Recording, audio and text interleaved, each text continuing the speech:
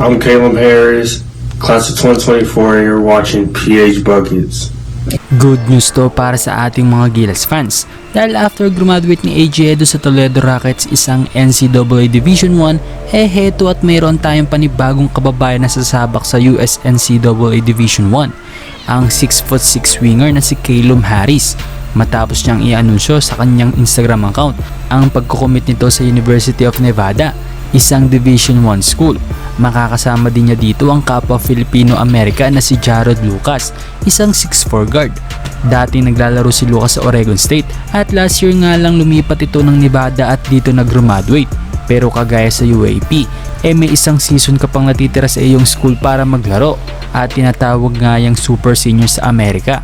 Pero balik tayo mga brody. Isa si Lucas sa top scorer ng Nevada last season. Nag-a-average siya ng 17 points per game, 2 rebounds sa loob ng 34 minutes of playing time. At ngayon nga makakasama niya sa kanyang huling season ng kababayan niyang si Caleb Harris. Pero mukhang kailangan makipag-agawan dito ng minuto ni Caleb dahil base sa roster ng Nevada sa kanilang website, meron ng 16 players ang Nevada, 9 na gwardiya, 6 na forward at isang sentro. Last season, may kartadang 22 wins at 11 losses ang Nevada sa Mountain West Conference. 10 beses na silang nakakapasok sa NCAA tournament at last year ang pinakalas. Kaya sa tingin ko mga brody, nasa mabuting programa naman ng ating kababayan. First month pa lang naman si Harris, kaya normal talagang paghirapan pa ang kanyang magiging minuto para sa kanyang second year. At isa pa, dalawa na ang super senior sa team, dalawa din ang naka-redshirt.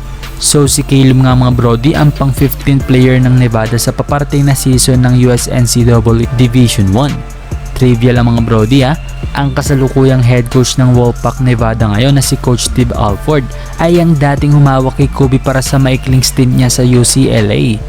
Base naman sa laro ni Caleb ngayon, mukhang mas nag-improve na ang kanyang outside shooting at mas naging stable na ang kanyang ball handling na makatutulong talaga sa kanya para mas maging effective na winger ng team. Kayo mga brody, anong masasabi nyo? Komento nyo lamang sa baba at ating babasahin yan. This is Zero Buckets, bye bye!